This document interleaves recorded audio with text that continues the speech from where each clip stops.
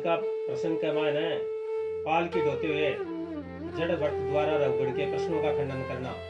Eco प्रसंग है। हे राजन, सुखदेव जी महाराज राजा परीक्षित न कहे है, एक बार की बात है कि सिंधु देश का राजा रघुगण ज्ञान प्राप्त करने के लिए पालकी में बैठकर कपिल जी के आश्रम पर जा रहा था। संयोग से एक कहार बीमार हो गया।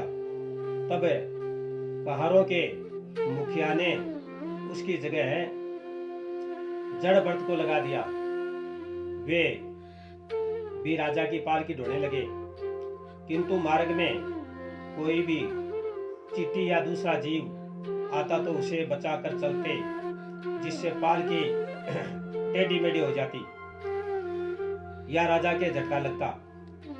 जैसे मोटर में अचानक ब्रेक देने पर हमारे झटका लगता है, उसी तरह से राजा के भी झटके लगने लगे। तब राजा रघुगण ने कहारों से कहा, पालकी ठीक से ढो।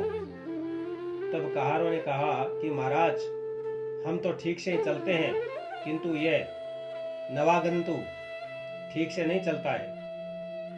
पालकी ढोने में यही गड़बड़ करता है तथा कभी कभी कूदने भी लगता है। तब राजा ने जड़ भट्ट से कहा, जान पड़ता है कि तुझे ही श्रम होता है, तू अकेला ही पालकी ढोता है, तू मोटा ताजा भी है, तेरे साथी भी ऐसे नहीं है, तू कमजोर है, क्या वृद्ध है, चलता भी बहुत है। जड़ भट्ट ने राजा को कोई उत्तर नहीं दिया और उसी तरह से चलने लगे जैसे पहले चलते थे। पालकी की फिर टेढ़ी हो गई, राजा को फिर से झटका लगा। राजा ने क्रोध करके जड़ भट्ट को फिर कहने लगा, अरे तू तो जीता हुआ ही मृतक के समान है, मैं तेरा स्वामी हूं, मेरी आज्ञा का तू उल्लंघन करता है, तू उन्मत्त जान पड़ता है, यानी तू पागल है, तुझे दंड दवा के द्वारा ही ठीक करना पड़ेगा, नहीं तो कार्य ठीक से करे, यानी पालकी ढंग से ढो। इस तरह से राजा के प्रश्न सुनकर जड़ भट्ट ने राजा रघुगण से कहा, हे राजा, जो तूने कहा वह ठीक है। अच्छा यही बता, पालकी ढोने वाला तथा मार्ग में चलने वाला कौन है? यह शरीर है तो इससे मेरा कोई संबंध नहीं है, अतः न मैंने पालकी ढोई और न मैंने मार्ग ही तय किया है। श्रम के लिए कहा वह है व्यवहार, मात्र सत्य नहीं। मोटा पतला, छोटा बड़ा, स्थूल ठिगना लंबा, बचपन युवा बुढ़ापा आदि जो है वे सभी धर्म इस शरीर का ही श्रम है। यह सब शरीर का व्यवहार है, आत्मा का नहीं, कारण आत्मा अजर अमर है, इसका कोई भी नहीं है। अतः आत्मा अजर अमर है, यह कभी नहीं मरता है, इसे न शस्त्र काट सकता है, न अग्नि जला सकता है, न जल गला सकता है और न हवा सुखा सकती है।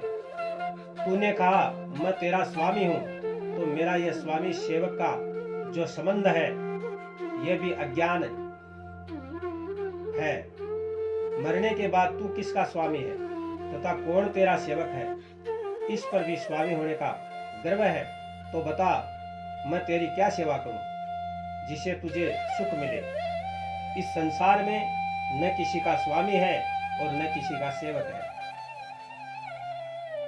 अरे तू खुद ही पागल है, फिर मुझ पागल को क्या ठीक करेगा?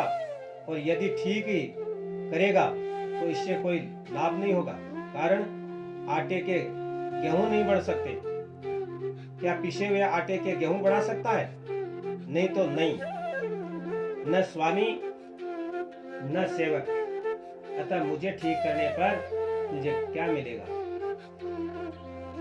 अरे मूर्ख, तू ज्ञान लेने जा रहा है, परंतु ज्ञान प्राप्त करने का अधिकारी तो है क्या? पहले तो सोच। इतना कहकर वे चुप हो गए तथा अपने आप ही गुनगुनाने लगे।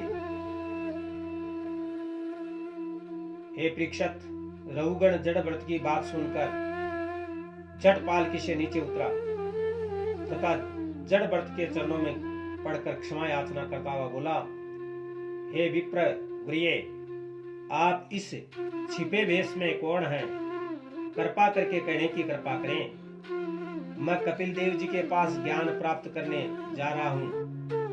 कहीं छिपे हुए वेश में आप कपिल जी तो नहीं हैं? कारण महापुरुष गुप्त रूप से ही किसी पर कृपा कर देते हैं। मैं संसार में किसी से भी नहीं डरता, किंतु केवल ब्रह्मदंड से डरता हूँ। मैं न तो इंद्र के वज्र से डरता हूँ और न शिव के त्रिशूल से। मैं यमपाश से, अग्नि, सूर्य, सोम, वरुण के पास से भी नहीं डरता हूँ। मैं तो केवल ब्राह्मण के श्राप से ही डरता हूँ। अतः आपने मेरे प्रश्नों का खंडन किया है तथा श्रमादि के विषय में असत्य कहा, सो यह असत्य कैसे हुआ? कारण श्रम तो शरीर को ही करना पड़ता है। जैसे मिथ्या घट से जल का आनयन नहीं हो सकता, जैसे चूल्हे पर चढ़ी हुई तपेली में चावल चढ़े हुए हैं तो पहले तपेली फिर जल फिर चावल पकेंगे, उसी प्रकार से देह, इंद्रियां, अंतःकरण के संबंध से जीव को श्रमादि का आभास होना चाहिए। अतः आप कृपा करके ये बताइए, फिर श्रम कैसे नहीं होता है तथा मेरी दृष्टा पर ध्यान न देकर मुझे क्षमा करेंगे? यह कहकर राजा रहुगण जड़ भरत जी के चरणों में गिर पड़ा।